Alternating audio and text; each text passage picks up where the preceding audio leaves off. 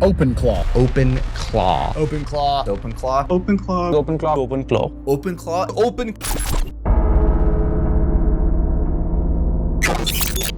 If OpenClaw fails, it won't just be another AI project that died. It will be the exact moment we all realize that giving a single self-hosted AI agent root access to our entire digital life was a catastrophic mistake.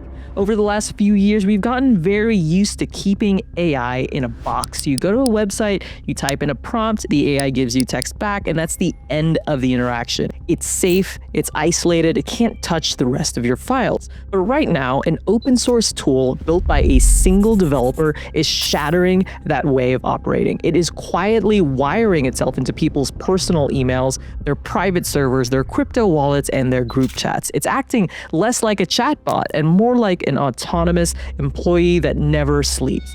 But if it goes wrong, if the wrong skill gets installed from its marketplace or the wrong attacker slips a malicious command through your Discord server, you don't just lose a side project, you lose your passwords, your savings, potentially your company's proprietary code, your reputation, and the most terrifying part, because of how this AI operates, you might not even know what happened until you wake up the next morning and find your account drained. Today, we're breaking down the wild, unprecedented rise of OpenClaw, formerly known as Claudebot. We're gonna look at how a solo project exploded in record time to challenge the biggest tech giants on Earth. We're going to examine how a chaotic rebrand led to 16 million in losses. And finally, we're going to look at the exact code that turned the very thing making this AI so powerful into a sprawling malware empire. So buckle up, because this is the story of the God mode AI nightmare. To understand how things went so wrong, we have to understand how this tool was built, because its origin story alone is genuinely incredible. OpenClaw started as a weekend hack project in late 2025. Its creator is from Austria. His name's Peter Steinberger, and he wanted something better than a standard web interface for his LLMs. So he wired an AI into Telegram so it could read his messages, browse the web, and run shell commands directly on his machine. In January 2026, Peter pushed thousands of commits to the codebase. He was vibe coding like crazy, and he often used multiple AI coding agents running in parallel to help him ship these features super fast. He described the process as one dude sitting at home having fun. So it really started as a solo project with that hacker mentality, but within about 2 months, it crossed 100,000 stars on GitHub, which is crazy. To put that in perspective, reaching 100,000 stars on GitHub is a milestone that usually takes money and big teams. OpenClaw did it in weeks. His GitHub project effectively became the product. Its README was the landing page, and the stars provided instant social proof. The issues tab became a kind of a bustling community where other people started contributing as well. So why did it explode so fast? Why were seasoned developers losing their minds over this open source project? Philosophically, OpenClaw is a massive departure from how big tech was building AI agents. For example, Claude Code, which I use daily, it's brilliant, it's highly capable, but fundamentally it's a vertical sandbox assistant. It lives in your command line. You summon it, you go to your Claude Code and open a session when you need a specific task done. It goes ahead and does it and then reports back to you. It's a tool in your toolbox. When you close the terminal, it stops existing. OpenClaw flipped that paradigm entirely. It's a horizontal, local first runtime employee, essentially. It runs persistently in the background on your own hardware, whether that's a MacBook, a Raspberry Pi now, or a cloud server. You don't just prompt it, you assign it ongoing, long-running jobs, and it has long-term memory. So you can tell it, hey, triage my inbox every night at midnight, or watch this specific Discord channel and write a summary of what matters every Friday.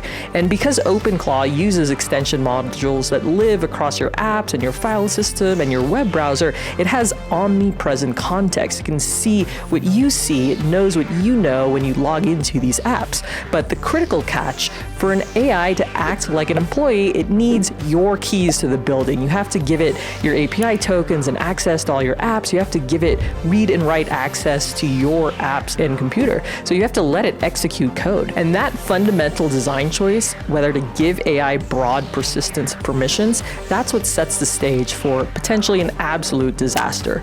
Before we get to the hacks, you have to understand why people were willing to take that security risk in the first place. OpenClaw didn't just just feel like a smart chatbot. It felt like the AI assistant we've all been waiting for, like God mode AI agent. Imagine you're out to dinner with your family, your phone buzzes in your pocket, it's OpenClaw texting you on WhatsApp. Hey, the AWS server for your biggest client just crashed. Normally, your night is ruined. You have to excuse yourself, go fix it, connect to a hotspot, start digging through server logs. But with OpenClaw and the ideal use of it, you just text back, fix it. So while you're eating dinner with your family, OpenClaw's agent autonomously reads the latest server logs to identify the error. It uses its SSH keys to log into your AWS instance, restarts the failing Docker container, and pings the website to verify it's back online. And then it texts you back, okay, everything's good now. We restarted the container. Enjoy dinner. It sounds absolutely crazy, but that is the vision of what Peter was building. It's absolute magic, an AI agent just doing the work for you all of the time, 24/7, long running. So power users were hooking up to everything. Founders were using it to automate customer support, scrape the web, read PDFs, compile reports while they sleep. To many people, it felt like they had a senior developer and an executive assistant combined working for you 24/7. But that magic required deep, unprecedented trust. You're essentially saying, I trust this open source tool with literal keys to everything. So that was the double-edged sword. And once bad actors figured that out, they realized they didn't need to hack you. They just needed to hack Claudebot or OpenClaw, the AI that worked for you. And when the project was first gaining viral, massive traction, it was actually called Claudebot, which was a catchy name, but it caught the attention of the wrong people. So Anthropic raised trademark concerns, and then the project briefly used the name Moltbots, which is super confusing, does not roll off the tongue, and then eventually they settled on the name OpenClaw after additional trademark checks. So on paper, changing a name on GitHub and Twitter sounds like a minor administrative headache, but when a project has the kind of momentum, historic momentum OpenClaw had, that disruption created a lot of issues. And the crypto world was watching. During the rebrand confusion, a fake Claude token circulated and hit a reported peak market cap around $16 million before collapsing. And here's how it happened. Scammers realized that the massive community of developers following the OpenClaw project were confused about where the official project was moving. So they spun up sophisticated bot networks to hijack the narrative, claiming that the rename was actually the launch of an official AI utility coin. So powered by all of this insane hype around anything AI agents at the time, so many people were fooled. They were buying this token thinking they were investing in the next big AI agent platform. Meanwhile, Peter, the actual founder of OpenClaw, was locked out of this altogether. He was desperately tweeting from his personal Twitter account, begging people to stop buying the token and clarifying he had absolutely nothing to do with it. He stated clearly that any project listing him as a coin owner was a scam and was actively damaging his work. The moment the scam was fully exposed and the community realized it was a fake, the token crashed to zero. But the scammers walked away with millions, leaving normal everyday people who didn't know any better holding the bag. This is a very familiar story in crypto, but it was a massive mess that severely tainted the rebrand, caused a lot of confusion, and I'm sure it definitely exhausted Peter. But here's the terrifying truth. That $16 million crypto scam, that was just the warm-up. It's just a minor distraction compared to the actual devastating malware threat that was quietly waiting inside ClawHub. ClawHub was OpenClaw's official marketplace for skills. Because OpenClaw was so modular, developers could write plugins or skills that gave the AI agent new powers, extending its capabilities. If you wanted your OpenClaw agent to manage your calendar, you download a calendar skill. Now, on paper, that sounds like a super brilliant idea. Your AI agent gets lots of superpowers, but to understand how catastrophic it became, let's walk through exactly how a hack went down using the actual real-world skill that hit #1 on the ClawHub marketplace. It was a Twitter-themed bot called What Would Elon Do? So day one, imagine you're browsing ClawHub, you find the What Would Elon Do skill. It's sitting at the very top of the trending page with thousands of downloads. It looks real, it looks verified, and the pitch is simple. The AI reads your timeline and brainstorms first principles business ideas or writes edgy Elon-style tweets for you. So it has a catchy name, it looks professional, professional, it has documentation, it's at the top of the directory. You install it, it works perfectly, and you begin to trust it. Day 3, the trap begins.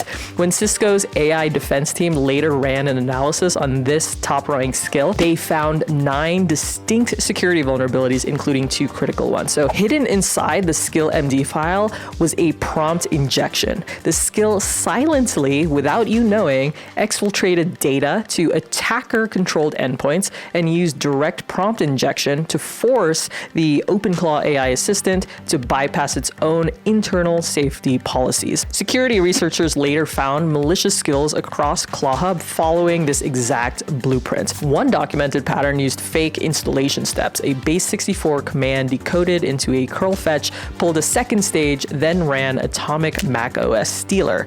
What makes this so insidious is that traditional antivirus software won't detect this. Your antivirus is looking for malicious executable files, but a ClawHub skill isn't an executable.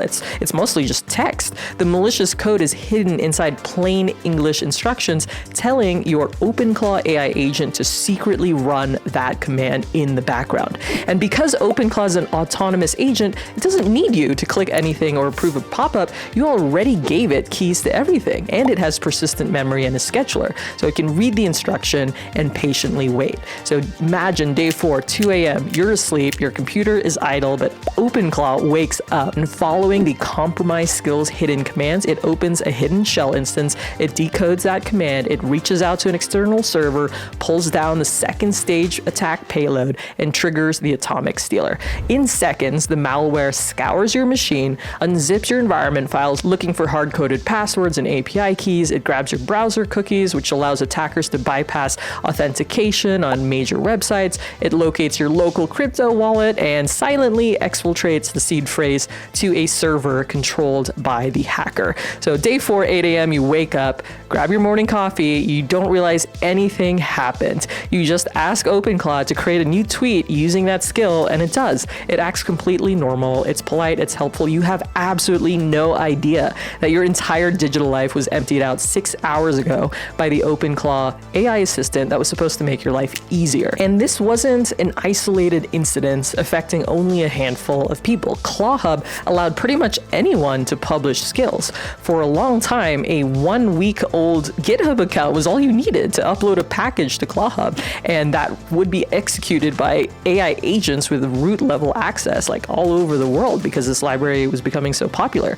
Security researchers started digging into the ecosystem, and obviously what they found was absolutely brutal and crazy. I mean, attackers were systematically uploading skills disguised as crypto trading bots, wallet trackers, DevOps helpers, and SEO optimizers. I mean, everything. They were gaming the metric, using botnets to inflate the download counts and leaving good reviews so their malware would rank at the top of the ClawHub marketplace, right? So this is all sophisticated and orchestrated. So the scale of the infection was really crazy. One audit reported over 300 malicious skills out of 2,800 that they reviewed, so about 12%. So think about that. If you downloaded a skill to improve your OpenClaw AI agent, there was more than a 10% chance you were handing the keys to your system over to a hacker. At one point, the #1 most downloaded skill on the entire ClawHub platform was effectively a malware delivery system, and it was sitting at the very top of the marketplace, silently stealing data while posing as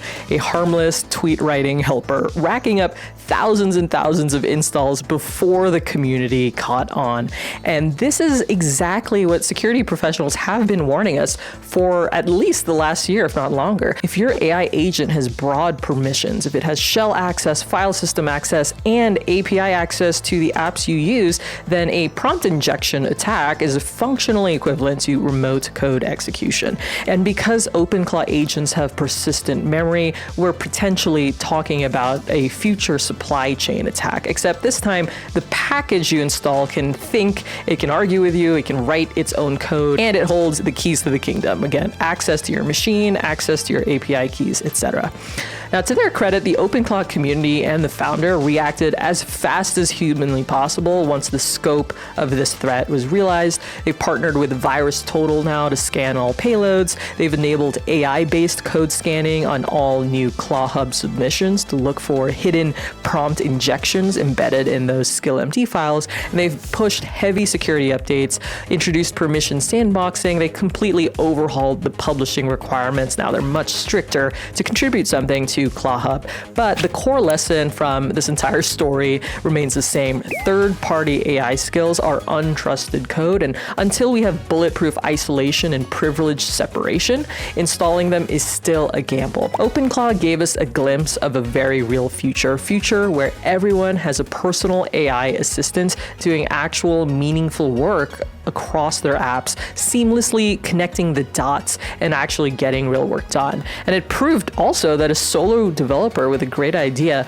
can force the biggest tech giants on earth to pay attention. In fact, he's now joining OpenAI to work on agents while keeping OpenClaw open source. But this story also showed us how razor thin the line is between an AI agent assistant and an autonomous malware installer. So if you're thinking about playing with OpenClaw or any of the local agent frameworks popping up right now, make sure to follow these 3 basic rules. Number 1, update immediately, always run the latest version, right? Number 2, treat every community created skill as untrusted code. Inspect the project yourself, read the SkillMD file, ask your AI assistant to read the SkillMD file, and just generally be highly suspicious of anything asking for lots of permissions.